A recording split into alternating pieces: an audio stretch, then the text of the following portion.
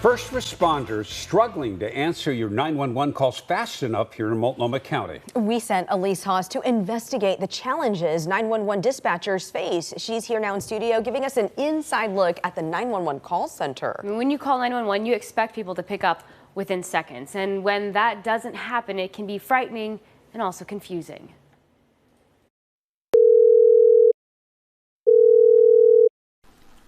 Please do not hang up. This is the 911 emergency line. A call taker will be with you as soon as possible.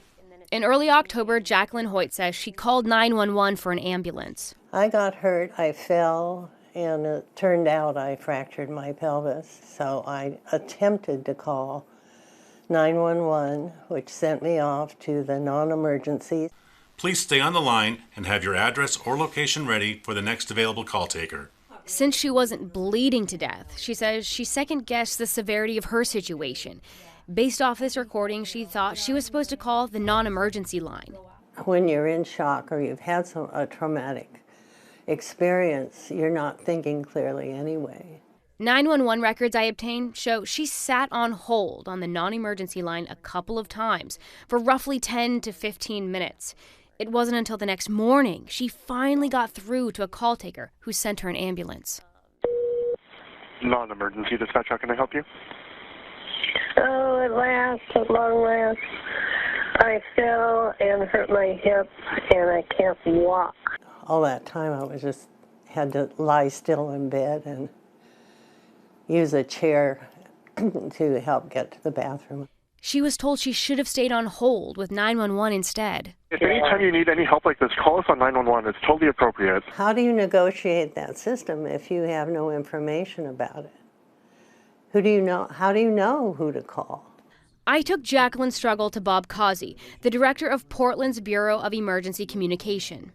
Do you feel like the call wait time for 911 and for non-emergency has led to some confusion in the community about who to call when for help? What do you have to say for those sorts of situations playing out in our community? Well, if there's a life and death emergency, 911 is completely appropriate. In that particular case, I'd really like the details on that because I want to have my staff research that and determine where the system may have gone wrong. How do you think that some of those challenges impact public safety? When anyone has to wait for help, that delays a response. And we want to be able to answer the phone as immediately as possible so that we can get help dispatched as quickly as possible. 911, what's the address of your emergency? But in recent years, 911 call takers can't answer your calls immediately.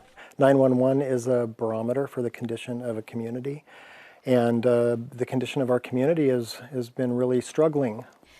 Causey says if the community is struggling, 911 will hear about it first. He points to the pandemic, protests, riots, crime, homelessness, mental illness, and addiction as factors straining emergency services.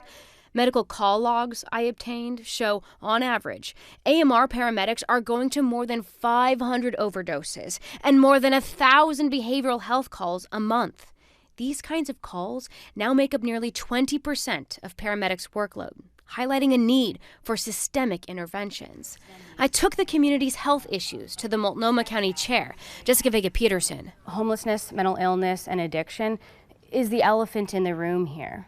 We now have really strong evidence from local CCOs about how all of those pervasive issues in Multnomah County are straining our healthcare system, specifically the first responders and emergency rooms. I mean, people with all of those disorders are 12 to 14 times more likely to go to the ER. So until the county really addresses those issues, we're going to have livability and workforce issues. So what are some actionable things that you're trying to do right now on that front to really reduce all of this pressure that we're seeing on our paramedics? We have been working nonstop on making sure that we're improving our system to get those types of investments into place, whether it is working with the city to get people into the task sites so they're moving safely off the streets, to opening our own shelters and ramping up there, to making investments in partnership with some of our healthcare partners in the city and the state of opening new treatment beds, new stabilization centers. All of that is work that we're doing, and I think that is critical, and we need to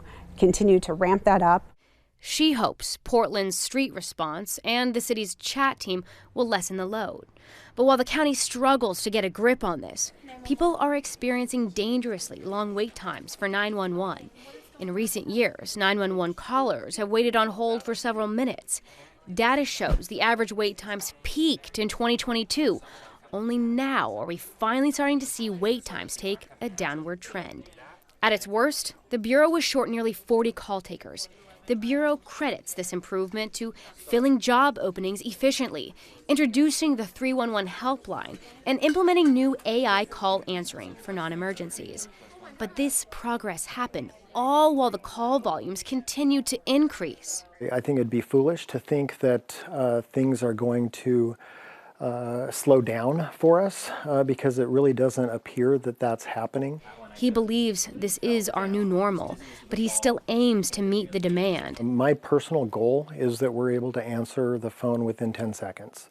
I want our community to trust that we're here to help them. And so aggressive in what way? Right now, the average wait time is 50 seconds. The Bureau still needs to fill 15 job openings. Training takes about a year and a half, so there's more progress to be made. The reality is, though, that with the call volume and the fact that we have a lot of really new folks that are learning the job, it's important to be patient with them as they are learning the job, recognizing that it's going to take them a little bit longer to be able to process through calls and answer them. Causey wants the community to have faith in calling 911, but it's hard for people like Jacqueline, who've already been burned. I think the whole healthcare system is sort of imploded. Without systemic changes to the emergency medical system, she says people will suffer. You have to remember that the people who are most vulnerable are the people who are calling 911, and they're just as important as everybody else. Perfection is the enemy of the good. Causey says it's important for the city and county to lean into the community's needs and provide the service they deserve. Solutions are on the horizon, though, so take a look at this pie chart. It shows the progress in hiring 911 call takers so far. The Bureau's ultimate goal is to get 136 fully trained certified staff in all of the categories. Right now, you can see in the green here, they have 70 that are fully trained. And there are dozens more, though, that are in that process with those 15 vacancies up in the white area. The good news is that they've doubled the number of academies and that they put on a year, and they have financially incentivized becoming a coach to speed things up. So the Bureau director tells me that once they hit 90 fully trained employees, then we in the community and residents are going to start to feel a difference when you call 911. And it will only improve further as they round out 2024. To hear Jacqueline, you had the recording when she finally says, thank God, you know, it made me think of my mother. It makes viewers think of their mother or grandmother in that similar situation.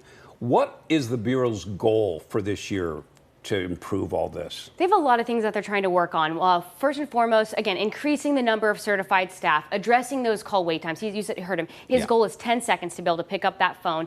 They also are going to be trying to prioritize employee wellness because they lost so many employees during the pandemic because of burnout. And then on top of that, their biggest goal overall is to reach agency accreditation by this summer. And that is a tall order. And what that ultimately means is that their triage accuracy is top notch. So again, it's a big thing to go for, but they're trying to get it this summer. All right. Well, and we all hope for it because these are lives that are at stake. Elise, another great report. Thank you so much. Thanks, Elise.